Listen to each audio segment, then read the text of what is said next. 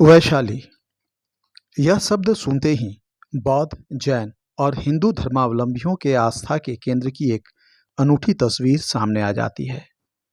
विश्व को गणतंत्र का अनुपम उपहार देने वाले वैशाली में यूं तो महाभारत काल से लेकर वर्तमान समय तक के कई ऐसे आयाम हैं जो धर्म, आस्था और पर्यटन के मानचित्र पर दुनिया में अपनी अलग चमक बिखेर रहे हैं। इसी कड़ी में एक नया आयाम इस साल के अंत तक बुद्ध सम्यक दर्शन संग्रहालय के रूप में जुड़ जाएगा। वैशाली में इन दिनों काफ़ी तेजी से बुद्ध सम्यक दर्शन संग्रहालय के निर्माण का कार्य चल रहा है। क्या है यह बुद्ध सम्यक दर्शन संग्रहालय? क्या कुछ खास है इसमें? आइए देखते हैं नव्य कलित के इस एपिसोड में। गणतंत्र की जननी वैशाली की पहचान दुनिया को लोकतांत्रिक मूल्यों से परिचित कराने के साथ साथ सत्य और अहिंसा के भूमि के रूप में भी है। इस स्थान का संबंध जहां महाभारत काल से जुड़ा है, वहीं यह स्थान गौतम बुद्ध और वर्धमान महावीर के साथ भी गहरे रूप से जुड़ा है। बौद्ध ग्रंथों के अनुसार इस स्थान पर गौतम बुद्ध न सिर्फ 3 बार आए और अपने जीवन का महत्वपूर्ण समय गुजारा, बल्कि उन्होंने यहाँ अपना अंतिम उपदेश दिया और निर्वाण की घोषणा भी की। वही यह स्थान जैन धर्म के अंतिम तीर्थंकर वर्धमान महावीर का जन्मस्थली भी है। वैशाली के ही कुंडुपुर में वर्धमान महावीर का जन्म हुआ था। हिंदू, जैन और बौद्ध धर्म के आस्था के इस केंद्र में एक नया आयाम बुद्ध सम्यक दर्शन संग्रहालय के रूप में जुड़ रहा है। 320 करोड़ की लागत से बनने वाले इस संग्रहालय में गौतम बुद्ध के जीवन दर्शन और बौद्ध धर्म से जुड़ी वस्तुओं और तथ्यों को प्रदर्शित किया जाएगा।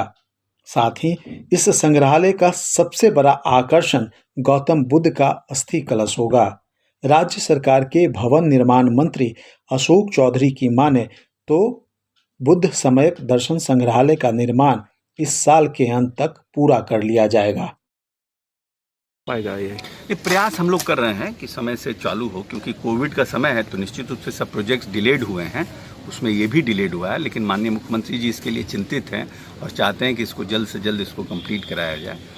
स्टोन जो राजस्थान से आ रहे हैं वहाँ से भी थोड़ी समस्या है, उस सब बात हो रहा है और इसको प्रयास किया जाए। विजिट हुआ है, जो लोग हैं, कॉन्ट्रैक्टर्स हैं, उन लोगों को भी बुलाया गया, इंजीनियर्स को बुलाया गया था। जो उनकी समस्याएँ हैं वो सबको एड्रेस किया गया है। हम समझते हैं कि इन लोगों ने कमिटमेंट किया है कि दिसंबर तक कंप्लीट करके देंगे, तो हमको लगता है दिन रात काम शुरू होगा, जल्द से जल्द ये कंप्लीट होगा। प्रयास जारी है।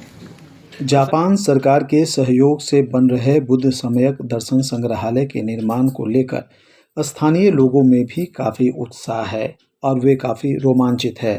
स्थानीय लोगों की माने तो संग्रहालय के निर्माण से न सिर्फ आने वाली पीढ़ी बुद्ध के दर्शन और अहिंसा के सिद्धांतों से परिचित हो सकेगी और पूरी दुनिया में गणतंत्र के इस भूमि से सत्य और अहिंसा के साथ साथ प्रेम का एक संदेश जाएगा, बल्कि पर्यटन की दृष्टि से भी यह क्षेत्र और ज़्यादा महत्वपूर्ण हो जाएगा। यहाँ के लोगों को रोजगार से जुड़ने का एक नया अवसर भी मिलेगा। बुद्ध सम्यक दर्शन संग्रहालय के शुरू होने से वैशाली जिला का विकास लगातार बढ़ेगा। वैशाली जिला में विदेशी पर्यटकों की संख्या बढ़ेगी, भारतीय पर्यटक भी आएंगे। वैशाली का विकास बढ़ता ही जाएगा। यह वैशाली के विकास के लिए मील का पत्थर साबित होगा। हम लोगों का रोज़गार बढ़ेगा, यहाँ व्यवसाय बढ़ेंगे, आम लोगों की भी ज़िंदगी में से सुधार होगा। बहुत ही बड़ा चीज़ मिल रहा है हमारे वैशाली जिला वासियों को। इसके लिए सरकार को हम लोग धन्यवाद देते हैं। यह रघुवंश बाबू का पुराना सपना था जो आज पूरा होने की स्थिति में आ रहा है।